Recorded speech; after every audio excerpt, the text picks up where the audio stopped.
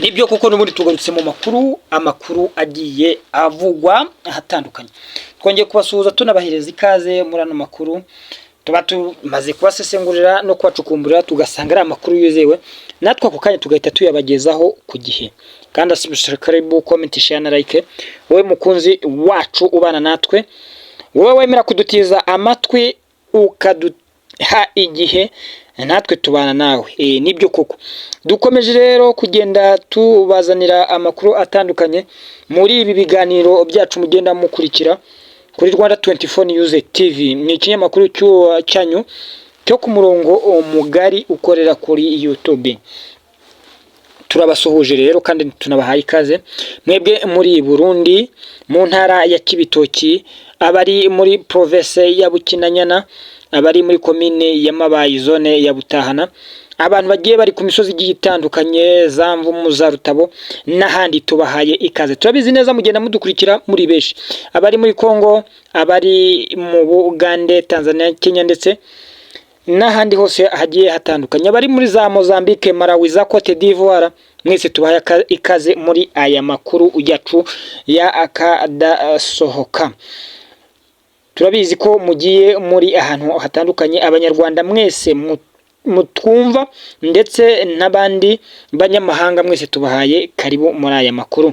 Mutwemerere mwebwe rero muri ibwotamasimbi, i Burayi, Amerika, Aziya ndetse na Oceania, mwese tubahaye ikaze muri ano makuru yacu. N'ubundi n'amakuru rero tugenda twibandaho, ari nako tunabaganiriza tubagira tuti mwebwe murabe ingenzi kuko mubana natwe, mugenda mukurikirana amakuru uko isi igiye yiriwe n'imiterere yayo. N'ubundi rero murazi yuko tugenda twibanda ku makuru agiye atandukanye, tuba tumaze kubasesengurira. Nta makuru aba agezweho, natwe tukaba tuba bugufi yanyu kugira ngo tuyabagezeho. Reka rero n'ubundi rero twitse tunyarukire muri Republika ya Demokarasi ya Kongo, aho RDS Kivu ya ruguru isumbirijwe na ADF. Imibare y'abicwa iri gutumbagira. Ni muri Republika ya Demokarasi ya Kongo, turagenda tubagezaho amakuru. N'ubundi turanyarukira hara mu gihugu cy'igituranyi i Burundi. Perezida w'inteko ishinga amategeko arashinza bamwe mu badepite kugurisha peteroli mu Rwanda. Ibyo ngibyo nabyo turaza kubigarukiraho tugenda tubabwira uko ibintu bimeze, ari nako tubagezaho amakuru agiye atandukanye. Inshuti yacu yakadasohoka, ubana natwe umunsi kundi, kandi subscribe, comment, share na like kugira ngo tujye tubana mu makuru yacu, amakuru aba yizewe, amakuru utasanga handi hantu hariho hose usibye kuri Rwanda 24 News TV.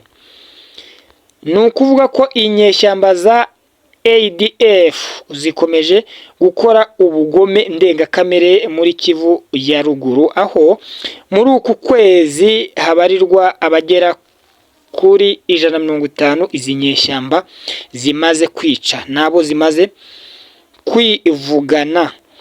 Nukuvuga ko muri iyi minsi ADF yibasiye teritwari ya Rubero ya Kivu ya ruguru, mu gihe yari imaze iminsi izengereje abaturiye hafi n'imipaka ya Uganda. Paluku Sebastien ukuriye societe civile ya Kambu mu gace kibasiwe yabwiye ibinyamakuru muri Kongo ko ADF iri kwibasira Kivu y'amajyaruguru. Yagize ati tuributsa abategetsi b'intara ya Kivu ya ruguru yose irimo kwigarurirwa n'abanzi, aka karere kacu niko kari gasigaye gahumeka amahoro, none nako kaba kibasiwe n'intambara z'urudaca. Amashusho yakomeje guhanahanwa ku mbuga nkoranyambaga agaragaza imirambo y'abagore n'abana iri hasi, harimo n'iyishwe mu buryo bw'agashinyaguro mu ijoro ryo kuwa gatatu ahitwa Imeikango muri Lubero. ADF ishinjwa ko yagabye ibitero ku ngo z'abaturage ikica abarenga 40 bicishijwe intwaro gakondo nk'uko abategetsi baho babivuga. Ejo hashize kuwa kane inyeshyamba za ADF zishe abantu 6 zishimuta abandi babarirwa muri za 40 ibasanze mu mirima yabo ahitwa Imasongo muri Ituri nk'uko abategetsi baho babivuga. Izi nyeshyamba zatwitse kandi inzu zirenga 100 muri ako gace bituma abaturage benshi basigara iheruheru nk'uko sosiyete sivile yaho yabidutangarije. Ni ibintu bigukomeje gukomera cyane hariya Ituri utamenya uko bimeze. Aya makuru rero n'ayandi reka dukomeze tuyabagezeho tunayabasesengurira akantu ku kandi. Twanyarukiye mu gihugu gituranye cy'i Burundi rero naho tubabwira amakuru ari mu kugenda avugwa hariya i Burundi. Muzi ko bafite ikibazo gikomeye kibiturika kuri peteroli, ariko biratangaje kumva i Burundi perezida w'inteko ishinga amategeko arashinza bamwe mu badepite kugurisha peteroli mu Rwanda. Ibi byose ni biki? Reka tuze tubibamanukire akantu ku kandi 5 kuri 5. I Burundi hasanzwe hazwi nko ku masitasiyo yabo cyangwa ibigega by'ububiko bwa peteroli hashobora kumara ukwezi n'igice nta kigaragara mazutu cyangwa essence ibiturika kuri peteroli, nta kintu kibere mu bubiko bwaho. Biratangaje kumva uyu ushinzwe inteko ishinga amategeko kumva avuga ko baba barabigurishije mu Rwanda. Reka tuze tubaramburire namwe mwiyumvire. Perezida w'inteko ishinga amategeko Gerard Daniel Ndabirabe arashinza bamwe mu badepite n'inshuti zabo z'abacuruzi kugurisha peteroli mu Rwanda bayikuye mu Burundi. Ndabirabe avuga ko kuba aba bacuruzi bajyana peteroli mu Rwanda ari byo byatumye u Burundi bibura peteroli. SOS Media Burundi ivuga ko yongeyeho ko ibyakozwe n'aba badepite n'abacuruzi bari bagamije ko ngo abarundi bayibura bagatangira kwigaragambya. Uyu Gerard Daniel Ndabirabe asanzwe abarizwa mu ishyaka rya FDD-CNDD riri ku butegetsi nyuma y'uko atorewe kuyobora inteko ishinga amategeko umutwe wa depite. Ntiyagiye yishimirwa na bamwe mu badepite kubwa magambo ye asesereza n'igitugu cye. Iki kibazo kibikomoka kuri peteroli gikomeje guhangayika abarundi ku bwinshi kuko ubuzima busa n'ubwahagaze bitewe nuko batakibasha kugana ku biro ku mirimo uko bikwiye kuko uburyo bwo kugera yo bugoranye. Ni ukuvuga ngo transport déplacement ni ikibazo kubera ko mu bubiko cyangwa mu bigega bya peteroli nta n'igitonyangwa kiba kiharanga.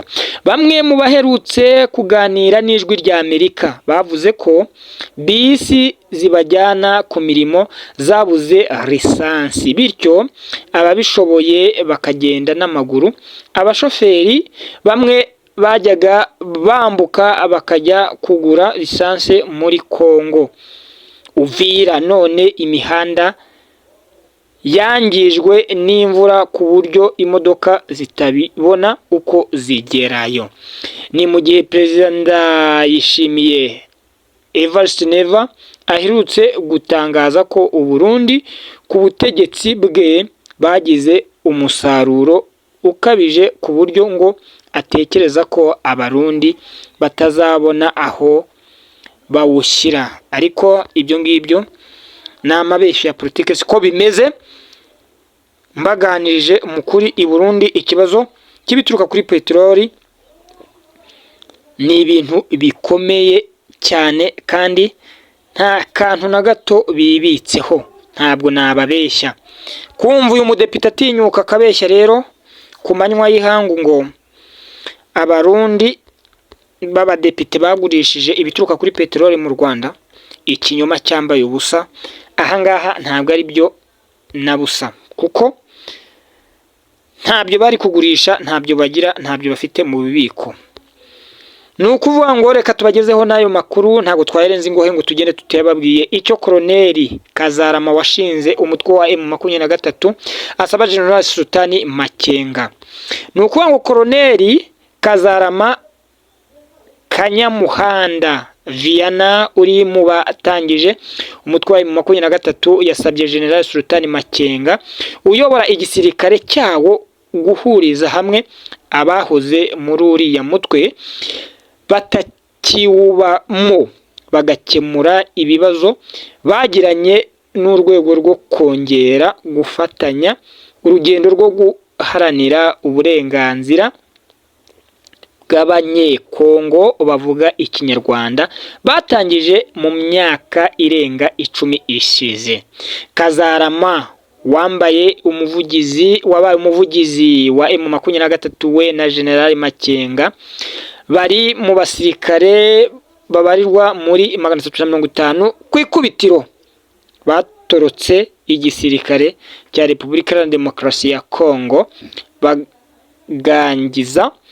batangiza urugamba bari bahanganyemo n'ingabo z'iki gihugu.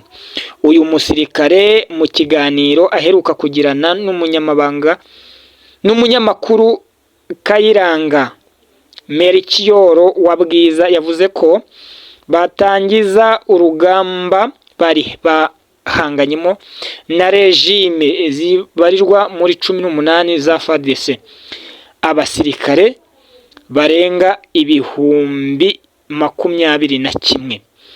Mu Gushyingo 2022 Koloneli Kazarama na bagenzi be bari bamaze kugera mu 3,000 bigaruriye umujyi wa Goma, bawugenzura kugeza muri Gashyantare 2013 ubwo bagabwagaho ibitero bikomeye n'ingabo za FARDC zari kumwe na SADC ndetse na MONUSCO. Bikaba ngombwa ko bawuvamo bagahungira mu bihugu by'u Rwanda na Uganda. Icyo gihe bawuvuyemo kibuno mpamaguru. Uyu musirikare yabwiye Bwiza TV ko we na bagenzi be bahisemo kuva mu gisirikare cya Kongo bajya iyishyamba, kuko leta ya Repubulika ya Demokarasi ya Kongo yari iyobowe na Joseph Kabange Kabila yari ifite umugambi wo kutarangiza cyangwa wo kubaburagiza, kuba itarashakaga gucyura imiryango yacu yari mu nkambi yo mu Rwanda, ndetse no kuba yari yaranze kurandura FDLR, ahubwo ikaziha imbunda, kuko Generali Delphine Kahimbi yazihaga imbunda n'aba ba generali ba Majoro Peter Cirumwami bakarogira gute. Abangaba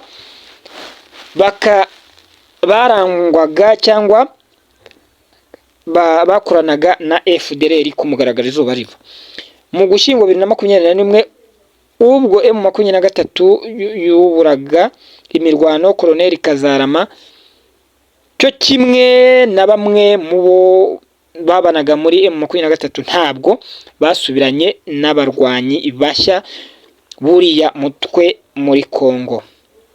Ni M23 kuri ubu imaze imyaka 2 n'amezi 6 igenzura ibice bitandukanye by'intara ya Kivu y'Amajyaruguru birimo umujyi wa Bunagana yigaruriye ku itariki nk'iya 13 Kamena mu myaka 2 ishize. Colonel Kazarama avuga ko M23 y'ubu ifite igisirikare gifite intege n'intego kurusha uko byari bimeze mu myaka irenga 10 ishize. Ikindi impamvu irwanira yo kubaho ikaba yarashyizeho kugenda